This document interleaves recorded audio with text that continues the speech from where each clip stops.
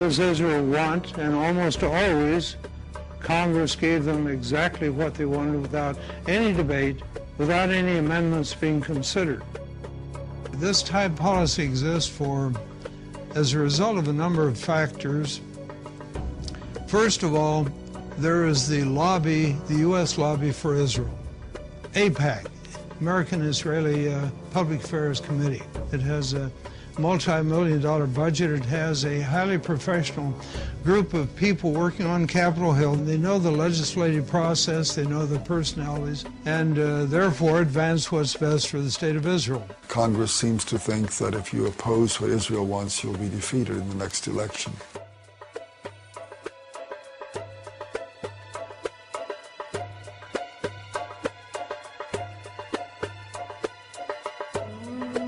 Another factor is the fundamentalist Christian community. Fundamentalists are often represented by the televangelists that are on TV. They believe that a strong Israel is a part of God's plan. They believe that the day will come when a battle will occur in the plain of Armageddon in the Middle East. There will be the forces of truth and righteousness on one side, forces of evil on the other side. And in that struggle, the Christian forces, led by the second coming of Jesus Christ, will prevail. All of the Jews will be either destroyed or converted instantly to Christianity. It may sound to the viewer as a very far-out notion, but believe me, it is widely held and supported by millions of Americans whose doctrines really are hostile to the survival of Jews, but nevertheless, the supporters of Israel see this vast body of American people as being a great asset at this time, so they embrace them. And Mr. Robertson, who said, I had a vision from God that we have to support Israel. And no matter what happens and what they do, this is the will of God because they're God's chosen people. A couple of weeks later, he added, and that's when this ministry started really being blessed, when we made that commitment to Israel. Not the commitment to God or Jesus Christ's teachings, but to Israel. And we have come from all the nations of the earth to say to the people of Israel, we are your friends, we are with you, and we believe that you are called by God to possess this land. I, as a Christian and a Christian pastor, object not in my name and not in the name of over 115 to 120 million Christians do you dare say that we support injustice and deceit. We do not. The citizenry of this democratic society is systematically deprived of access to the real facts. The American media play a major role in continuing U.S. support for Israel through leaving out vast swaths of information. It is the classic case of lying through omission. Major statements by American diplomats, senators, military leaders are going unreported. Sentences are being removed from. Information is being manipulated. Those are the three factors that work together on Capitol Hill and lead to such total bias, such total absence of free speech, of open debate, that is, I think, very destructive to our institutions and to our best interests in world affairs. So Israel, for example, does not abide at all by international law. The entire occupation is illegal. It's a violation, in particular, of the Fourth Geneva Convention.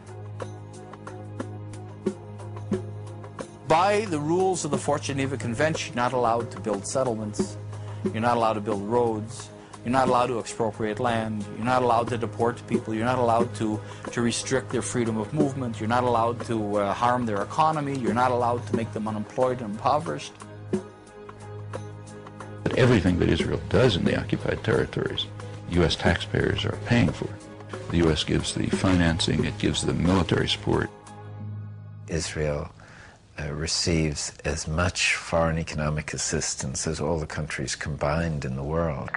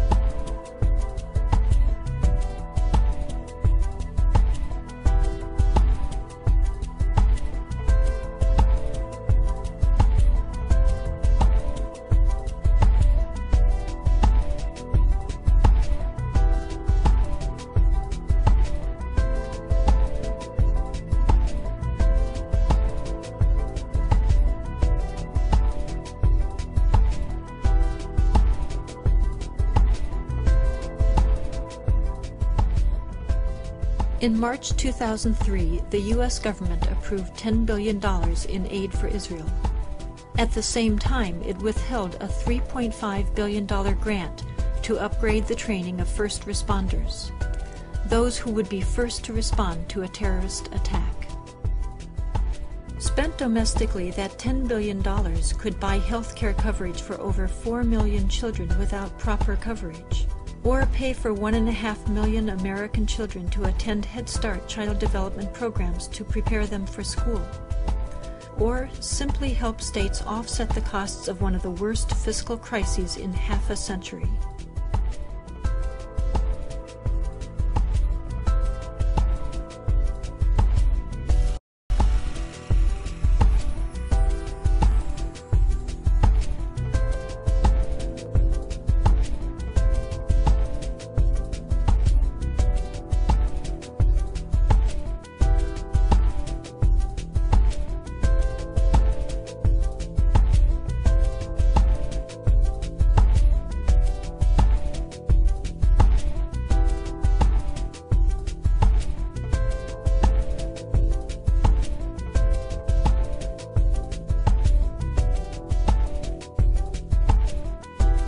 One of the reasons that the American commitment to Israel is so strong, that it's not only reflecting the impact of well-organized pro-Israeli lobbies, but it also represents the views of the Pentagon that sees Israel now as an indispensable strategic ally in the effort to control and exert influence throughout the region. The main concern for the United States, like the world, is the oil-producing regions. And in order to control that, you need a way of doing it.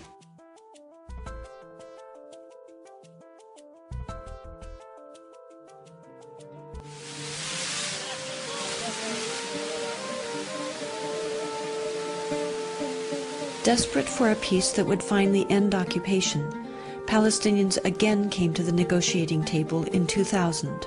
People think, look, Israel was very forthcoming. It offered 95% of the West Bank, of the occupied territories to the Palestinians, and they rejected it in violence. The assumption of that 95% argument is that getting 95% of the land gives you 95% sovereignty, sovereign country. But I think it's very useful to think in terms of a prison.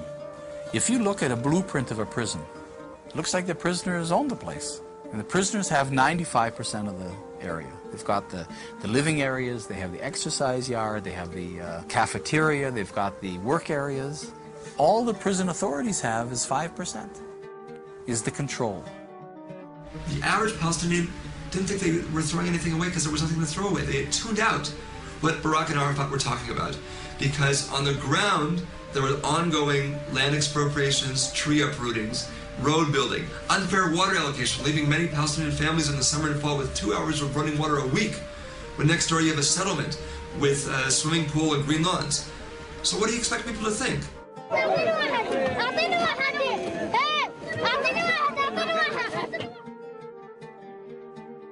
And it was that pressure, that sense of being squeezed, that finally exploded in September of 2000 in what became the Second Intifada.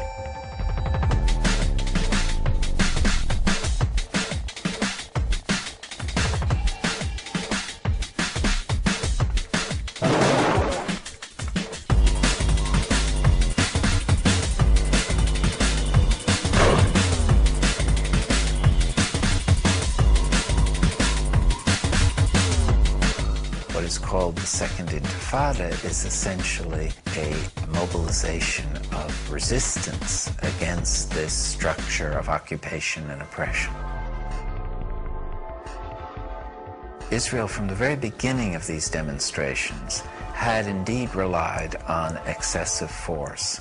They had used live ammunition against unarmed demonstrators, had inflicted several deaths, and hundreds of casualties in the opening days of the Intifada.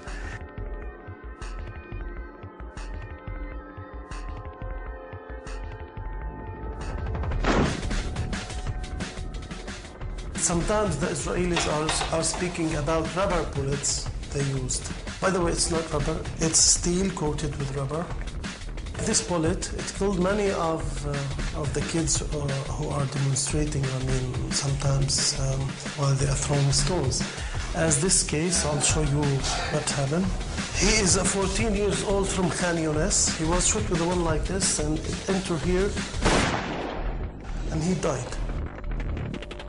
A lot of the deaths have been children, and we do have some documentary evidence that security forces are firing on crowds of children. The soldiers weren't at risk. They're heavily armored, they have all this high-powered weaponry, and no child with a stone is going to be a risk to them.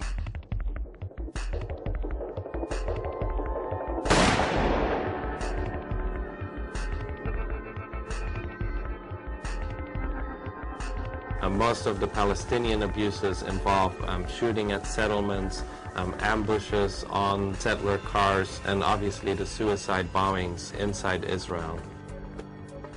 There are some risks to Israeli life. Many Israelis have been killed. When there was this horrible suicide bombing at the pizza place in Jerusalem, I went to visit some of the kids who survived that blast in the hospital. It was horrible. It was horrible to see what happened to these children. You see the blood, you see the agony of the family. This is what the world sees. But one cannot take it out of the general context. And the context is of an Israeli occupation which is, it seems not to be so brutal, but it's very brutal. It really makes people's lives unbearable.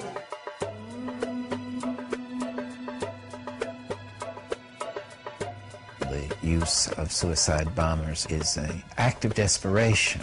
It's the weapons of the weak. Israel doesn't do it, never, because it has airplanes and helicopters. Why should they send anybody to make suicide?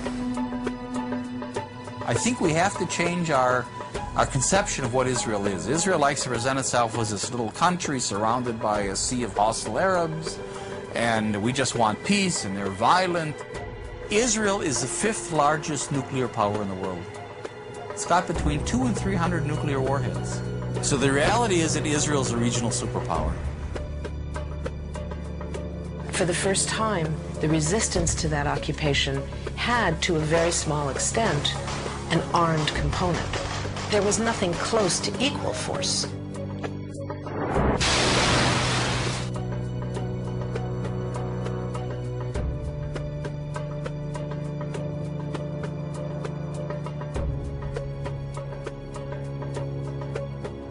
At every stage, they had used grossly excessive force against a completely defenseless civilian population.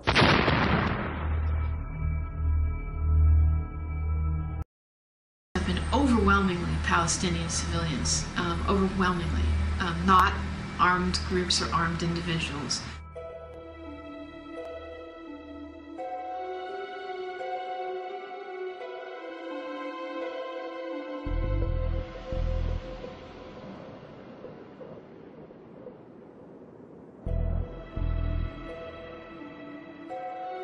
Israel has established all of these checkpoints within the West Bank, which require Palestinians to wait hours and hours